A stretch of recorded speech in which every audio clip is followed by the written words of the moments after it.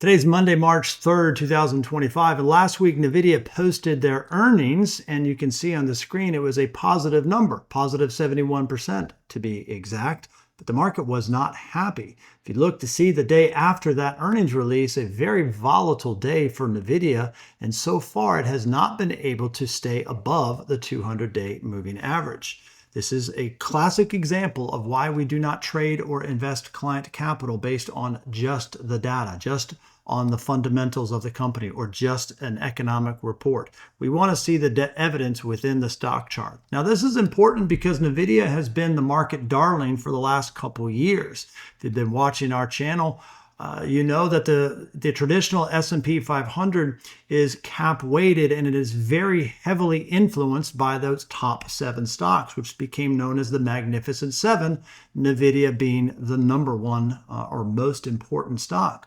Well, the trend is beginning to change. And so while Nvidia has been leading the market higher, the question must become, is now Nvidia going to lead the market lower? I would certainly contend that if Nvidia struggles, it doesn't necessarily mean negative for everything, because it could just be a challenge for the traditional cap-weighted S&P 500. But again, if you're actively managing your portfolio, we can zig and zag and make portfolio adjustments. Next thing I want to show you is not just the positive 71%, but the reason the stock market is reacting the way that it did to Nvidia's earnings is because you can see these numbers are decelerating. So their earnings and their sales growth, they're still positive, they're still growing, but they're growing at a slower pace. And that's one of the primary reasons why the stock market is reacting, or at least the buyers and sellers of Nvidia are reacting the way that they are. Overall, it's been a rough start to the beginning of the year. We can see the traditional S&P 500 through Friday was up about 1.5%. Actually, this does include the first hour of trading for today. The good news is RSP, which is the equal weight version of the S&P 500, is actually showing a little bit of outperformance. The challenge is it's only been 2 months,